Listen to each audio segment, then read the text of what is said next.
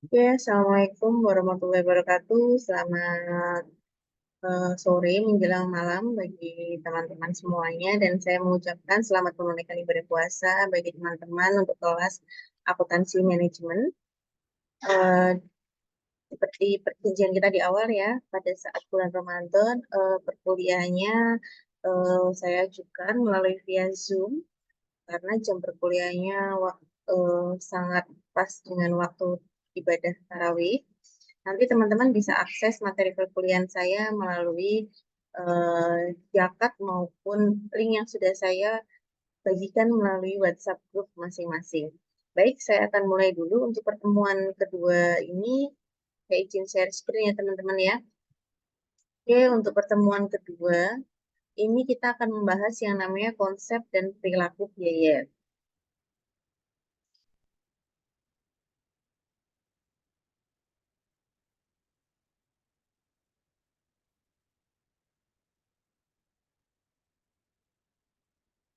Nah, tujuan pembelajarannya pada materi kedua ini apa?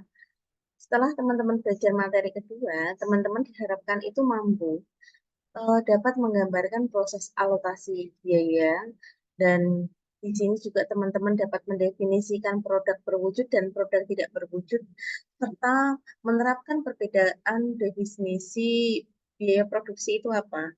Lalu menyusun laporan laba rugi perusahaan manufaktur serta jasa, dan yang secara garis besar adalah garis besar antara sistem akuntansi manajemen berbasis fungsi dan berbasis dengan aktivitas. Jadi ada 4 ya teman-teman ya tujuan dari pembelajaran kita di pada materi yang kedua. Sudah nampak di layar.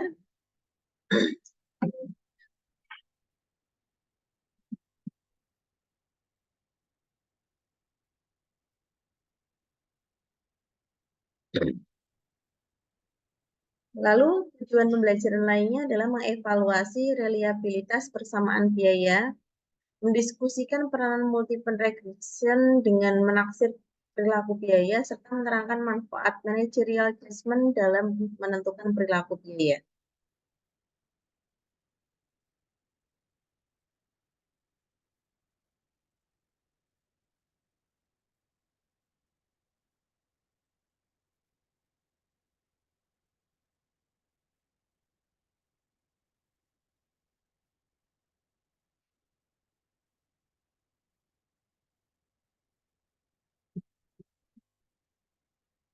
Yang pertama adalah cost assessment.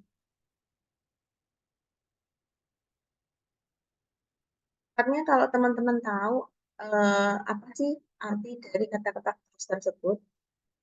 Nah, di sini cost itu merupakan cash atau cash equivalent value yang dikorbankan untuk barang dan jasa yang diharapkan akan membawa manfaat pada saat ini atau masa yang akan datang. Jadi yang disebut dengan biaya beda ya teman-teman kalau kita mengartikan cost dengan expense. Expense itu adalah beban, kalau cost itu adalah biaya. Terkait dengan cost itu adalah pengeluaran yang kita keluarkan saat ini yang digunakan untuk pengorbanan barang atau jasa, pembelian barang atau jasa yang nantinya kita harapkan membawa manfaat pada saat yang akan datang. Itu disebut dengan cost assessment atau uh, adalah cash equivalent value, ya. Nah, lalu cost itu diukur secara rupiah dari sumber daya yang diberikan untuk manfaat yang diberikan. Jadi yang disebut dengan cost tolak ukurnya itu bisa diukur dengan rupiah, ya.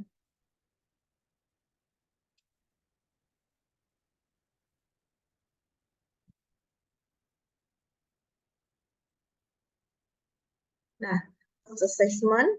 Nah, di sini kita akan membahas cost object. Berarti apa? Yang namanya cost object adalah sesuatu seperti produk, konsumen, ataupun departemen, proyek, aktivitas, dan lain-lain. Tempat di mana cost tersebut diukur dan dialokasikan, ya. Jadi ini yang disebut dengan cost assessment.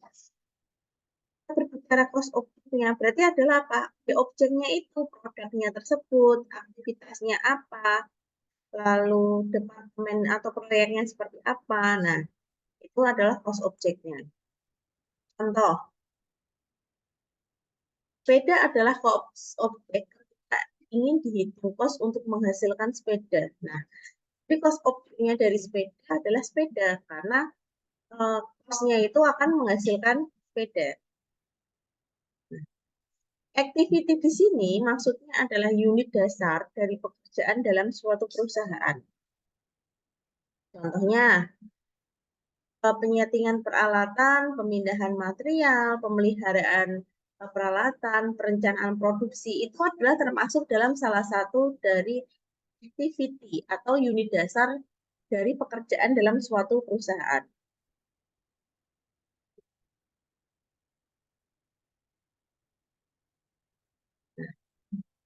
Ada juga namanya traceability.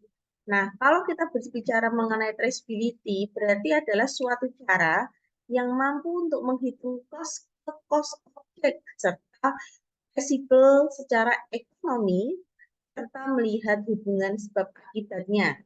Ya, itu traceability. Jadi cost tersebut mampu diperhitungkan ke cost objek. Itu disebut traceability.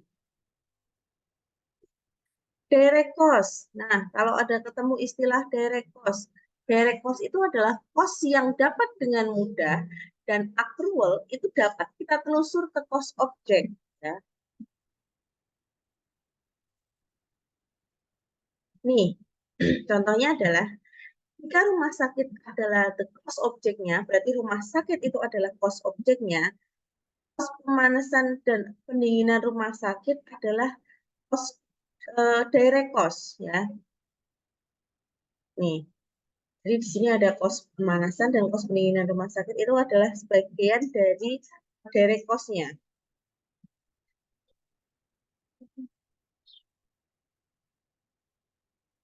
Lalu ada indirect cost.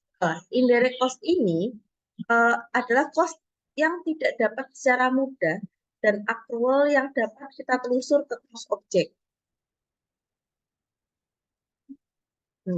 Contohnya adalah di sini gaji manajer pabrik, gaji departemen dalam pabrik. Nah, itu contohnya adalah cost objek. Setelah kita membahas mengenai cost objek, kita akan membahas mengenai alokasi biaya. Cara tracing atau perhitungan aktual cost objek dengan ukuran yang observable dari sumber daya yang dikonsumsi oleh objek biaya, penelusuran cost objek ke cost dapat terjadi dengan dua cara ya teman-teman ya. Di sini cara yang pertama adalah direct tracing. Yang kedua adalah driver tracing. Kalau yang namanya direct tracing, ini terkait dengan proses identifikasi dan pengalokasian biaya dengan melihat hubungan secara fisik dan eksklusif. Kalau kita berbicara mengenai driver tracing, berarti dia akan menggunakan driver untuk mengalokasikan biaya ke objek biaya. Nah, driver tracing ini merupakan faktor penyebab yang observable untuk mengukur sumber daya yang dikonsumsi oleh biaya tersebut.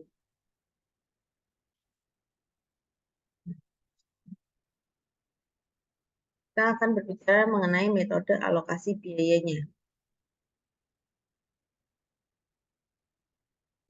Ya, cost of rescues.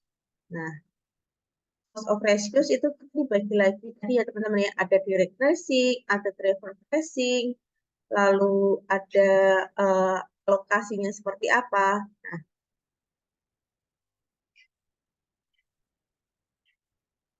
lalu dari direct tracing itu akan menuju ke physical observation.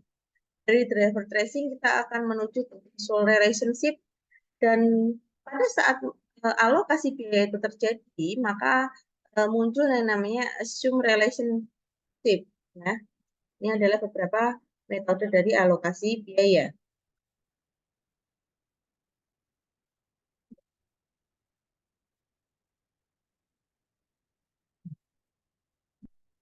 Lalu kita akan membahas mengenai produk dan jasa akuntansi manajemen. Yang pertama adalah intangibility. Ada perishability, inseparability, lalu ada heterogeneity. Nah, apa sih yang dimaksud dengan ini intangibility? Nah, yang dimaksud dengan intangibility merupakan sifat jasa yang tidak dapat dipegang, dilihat, dicicipi, atau dirasakan sebelum jasa tersebut dibeli. Itu intangibility ya. Terus, kalau heterogeneity, nah kalau heterogeneity itu sifat jasa yang luas pada produk jasa yang produknya itu beragam. Lalu ada perishability. Kalau perishability itu sifat jasa tidak bisa disimpan dan direncanakan untuk digunakan pada kemudian hari. Itu yang perishability. Berarti sifat jasa tersebut atau produk tersebut tidak dapat direncanakan atau disimpan untuk digunakan di kemudian hari. Lalu ada inseparability. Nah, kalau inseparability itu sifat jasanya yang tidak bisa terpisahkan dari media jasanya. Jadi inseparability.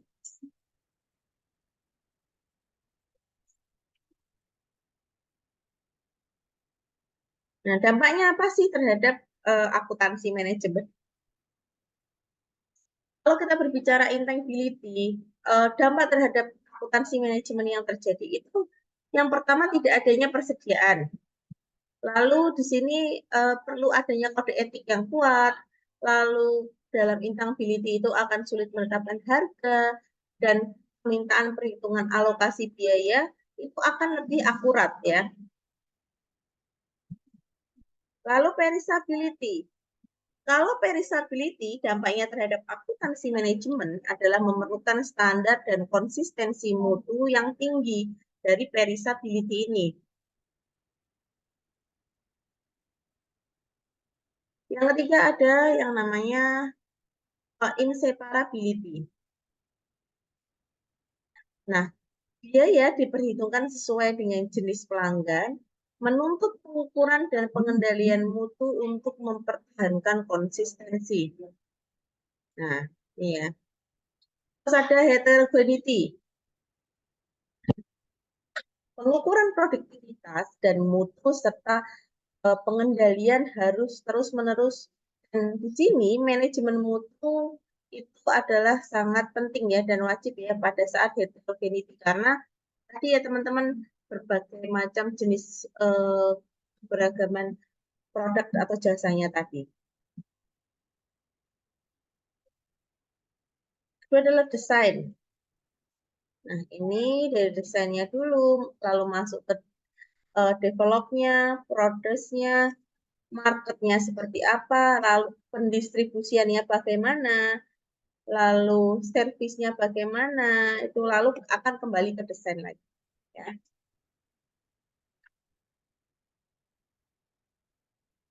Product costing definition nih, ada product costing definisi dari product costing.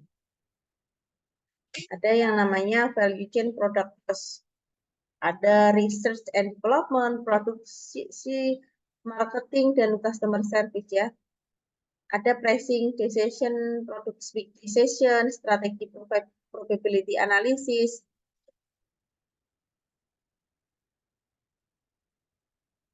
Ini kalau kita berbicara dengan operating product, biaya terkait dengan produksinya, marketingnya, customer service-nya atau pelayanannya. Nah, itu kan timbul yang namanya strategi design decision technical profitability analysis. Lalu kalau kita berbicara mengenai traditional product cost itu yang muncul hanya production-nya saja atau produknya saja. Nah, itu self-nya itu masuknya ke external financial reporting ya, teman-teman ya. Jadi antara value chain product, cost operating product cost dan traditional product cost ini berbeda-beda. Bisa teman-teman lihat di layar ya. Dari value chain product cost sendiri itu ada 4 operating products. Operating product cost-nya ada 3, traditional product cost-nya ada 1, cuman produksi saja. Nah, ini adalah biaya produksi. Direct material atau biaya produksi adalah bahan yang secara langsung itu dapat ditelusur ke barang dan jasa yang dihasilkan. Contohnya ini ya, kalau perusahaan mebel ya kayu, ada perusahaan furniture, terus ada lagi steel pada perusahaan perakitan mobil. Nah, itu adalah bahan yang secara langsung dapat ditelusur ke barang atau jasa yang akan dihasilkan. Nah, pada biaya produksi ini melekat yang namanya biaya tenaga kerja langsung. Nah, biaya tenaga kerja langsung ini merupakan biaya tenaga kerja yang dapat ditelusur secara langsung ke barang dan jasa yang dihasilkan. Nih, contohnya tadi kalau perusahaan mobil ya pekerjanya dalam merakit mobil itu adalah biaya tenaga kerja langsung yang dapat kita telusur secara langsung terhadap barang atau jasa yang dihasilkan, produknya tersebut yang dihasilkan. Bisa ada karyawan restoran, berarti gajinya ya. Terus contohnya, terus biaya produksi. Nah, biaya produksi itu ada biaya produksi, ada overhead. Selain biaya bahan baku dan biaya tenaga kerja langsung, nanti kita akan ketemu yang namanya biaya overhead. Nah, biaya overhead ini biasanya terkait dengan depresiasi gedung dan peralatan, pemeliharaan kantor, pemeliharaan gedungnya, lalu ada juga supply-nya, lalu pengawasannya bagaimana, listriknya bagaimana, pajak bangunannya bagaimana, itu terkait dengan biaya overhead. Jadi di luar biaya tenaga kerja dan biaya produksi. Nah, ini tadi kalau kita sudah berbicara mengenai biaya produksi, lalu kita akan membahas mengenai biaya non produksi atau non inventoriable period biaya dalam periode terjadinya pengeluaran tersebut.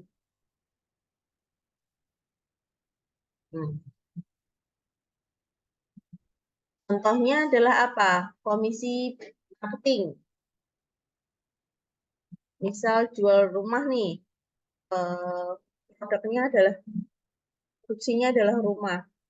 Lalu gaji kalau misal untuk gaji tukang dan lain-lain itu bisa dikatakan dengan gaji tetapnya dari developer tersebut. Tapi kalau untuk komisi dari penjualannya atau marketingnya itu termasuk biaya non produksi. Jadi di luar dari yang dihasilkan produk atau jasanya tersebut. Terus iklan, pencetakan, itu juga termasuk di luar biaya non produksi. Ini biaya produksi atau prime cost. Di sini rumusnya ya teman-teman ya. Biaya bahan baku, biaya tenaga kerja langsung, nih prime cost. Lalu ada conversion cost, itu biaya tenaga langsung ditambah dengan biaya overhead-nya. Nah, ini ada yang namanya external financial statement, yaitu laporan keuangan eksternal. Nah, datanya adalah data manufaktur organisasi laba rugi untuk tahun berakhir 31 Desember 2021. Di sini diketahui harga pokok penjualannya adalah 2.800.000. Lalu kita harus menghitung HPP-nya. HPP-nya itu dihitung dari persediaan awal ditambah dengan harga pokok produksi. Jadi misal di sini harga pokok produksinya adalah 500.000 dan persediaan awalnya 500.000, begitu ada harga pokok produknya, produksinya berapa? 1.200.000, nanti akan ketemu yang namanya di sini adalah barang yang siap dijual. Jadi untuk kita menghitung barang siap dijual adalah dengan persediaan awal ditambah dengan harga pokok produksi. Nih ya, tampak di layar bahwa untuk persediaan awalnya adalah Rp500.000 dan untuk harga pokok produksinya 1.200.000. Maka untuk barang yang siap dijual adalah 1.700.000. Ya. Ketika di sini ada persediaan akhirnya ada 300.000, maka teman-teman bisa menghitung laba kotornya dari laba rugi ini. Berarti apa? Penjualan tersebut dikurangi. Penjualan dikurangi dengan persediaan awal ditambah dengan harga pokok produksi ditambah dengan dikurangi dengan persediaan akhir.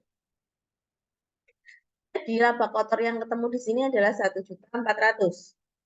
Sedangkan laba kotor ini kita akan kurangi dengan biaya operasi sebelum adanya laba sebelum pajak ya teman-teman ya. Biaya operasi di sini tadi ada biaya penjualan 600.000, lalu ada biaya administratif 300.000. Total dari biaya operasi adalah 900.000. Maka untuk laba sebelum pajaknya adalah didapat dari laba kotor tadi ya sebesar 1.400.000 dikurangi dengan seluruh total biaya operasi yaitu 900.000. Jadi untuk laba sebelum pajaknya adalah Rp500.000. Jadi misal teman-teman mau ngitung labanya berapa, berarti tinggal penjualan laba kotor dikurangi dengan biaya-biaya yang melekat untuk mendapatkan produk tersebut. Ini ya, saya lanjutkan.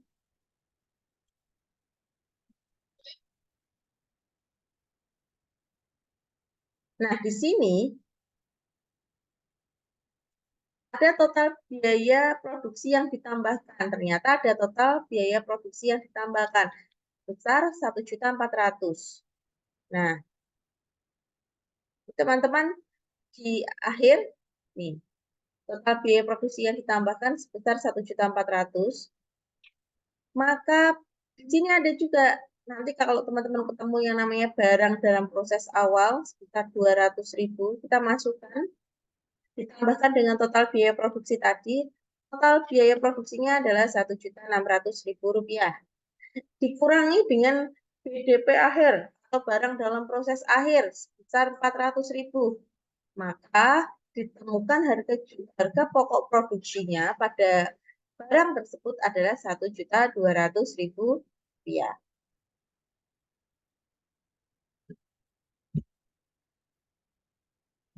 Nah, itu untuk perusahaan manufaktur. Nah, bagaimana kalau dengan perusahaan jasa? Ini saya ada contoh sudah nampak di layar ya teman-teman ya. Bahwa ini ada organisasi jasa, laporan laba rugi untuk tahun berakhir 31 Desember 2021. Di sini ada penjualannya 300.000. Ada less expense-nya, bebannya,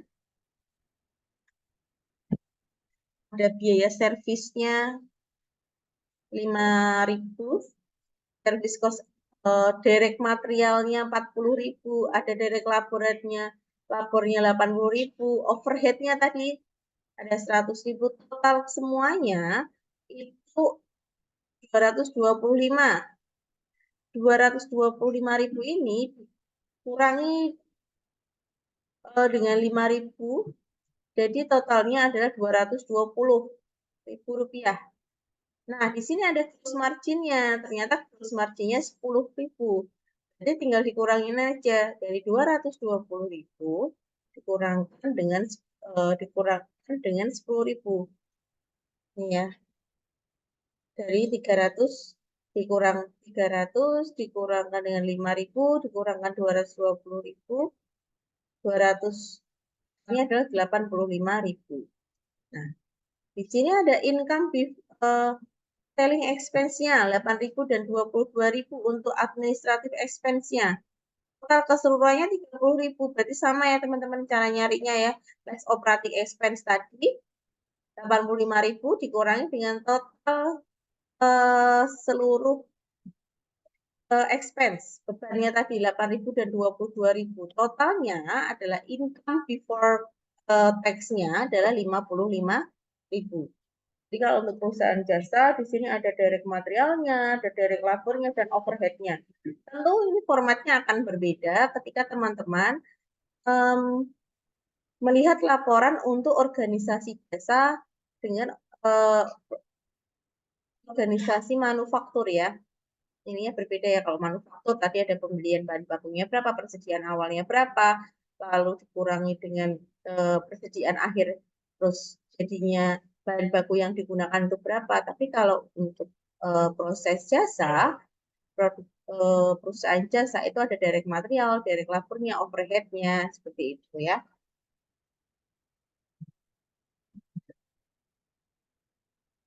Lalu ini ada functional base dan activity base. Nah, apa sih bedanya? Kalau functional base itu sebagai penggerak berdasarkan unit, sedangkan activity base itu penggeraknya berdasarkan unit dan non-unit. Jadi activity base itu tambahkan lagi dengan non-unit. Lalu ada alokasi intensifnya. Nah, ini kalau kita berbicara mengenai activity base itu hanya mengembangkan penelusuran pada insentifnya saja, ya.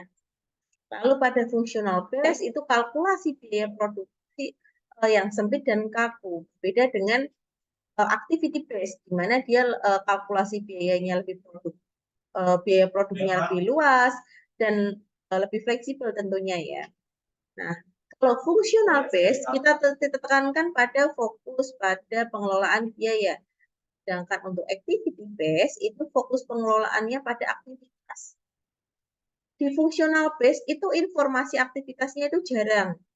Maksimasi kinerja unit individual menggunakan ukuran kinerja keuangan ya kalau di functional base. Kalau kita berbicara mengenai activity base, informasi aktivitasnya itu akan lebih dirinci, lalu ada maksimisasi kinerjanya sistem secara keseluruhan, dan menggunakan ukuran kinerjanya bukan hanya keuangan, tapi juga dari non-keuangan. Jadi, kalau kita berbicara activity base, berarti itu lebih luas, lebih fleksibel, tidak diukurnya secara keuangan saja ya, juga bisa dengan non-keuangan. Nah, nanti di akuntansi manajemen nanti teman-teman akan ada yang namanya biaya tetap. Nah, pasti biaya tetap, biaya variabel, hal-hal seperti itu. Saya harapkan teman-teman sudah tidak lagi bingung ya, sudah paham ya. Kalau biaya variabel itu adalah biaya tetap itu adalah biaya yang jumlahnya sama untuk terjadi perubahan output.